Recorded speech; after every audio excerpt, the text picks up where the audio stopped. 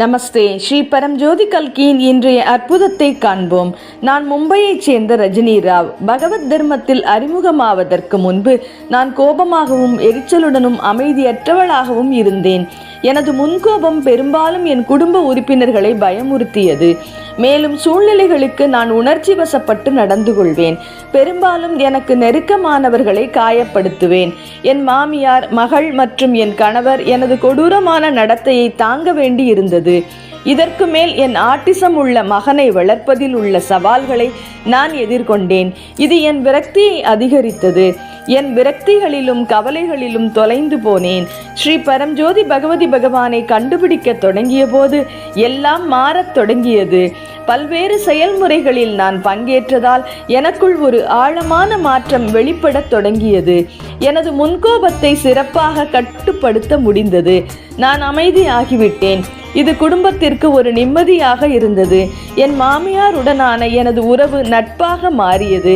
என் குடும்பத்தில் அமைதியும் நல்லிணக்கமும் நிலவியது.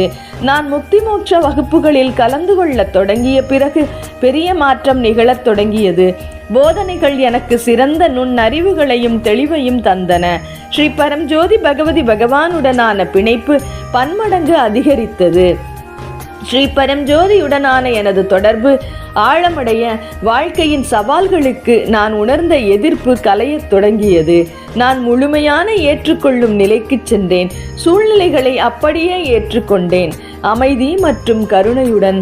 2 ஆண்டுகளுக்கு முன்பு கொரோனாவிற்கு பிறகு என் கணவர் ஒரு கடுமையான ரயில் விபத்தை சந்தித்தார். அவர் ஒரு ரயில்வே பிளாட்பாரத்தில் தள்ளப்பட்டு ஓடும் ரயிலின் சக்கரங்களுக்கு இடையில் விழுந்தார்.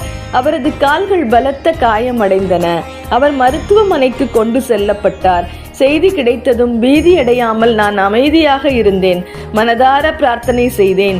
இந்த அமைதி ஸ்ரீ பரம்ஜோதி பகவதி பகவானின் அருளுக்கு ஒரு சான்றாகும். இந்த நெருக்கடியின் போது எனது குடும்பத்தினர் மற்றும் சக பக்தர்களிடமிருந்து எனக்கு மிகுந்த ஆதரவு கிடைத்தது.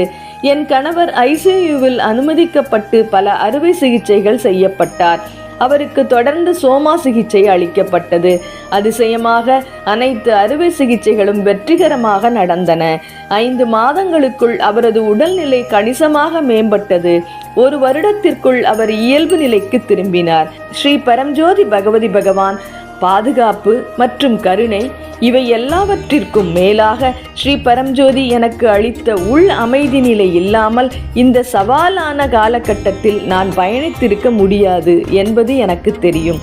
எங்கள் வாழ்க்கை இப்போது ஸ்ரீ பரம்ஜோதி பகவதி பகவானின் சேவைக்கு அர்ப்பணிக்கப்பட்டுள்ளது. ஸ்ரீ பரம்ஜோதி பகவதி பகவானின் கருணை, பாதுகாப்பு மற்றும் மாற்றத்திற்காக நான் என்றென்றும் அவர்களுக்கு ஆழ்ந்த நன்றியுடன் இருக்கிறேன். ஜெய் போலோ ஸ்ரீ பரம்ஜோதி பகவதி பகவான் கி ஜெய்.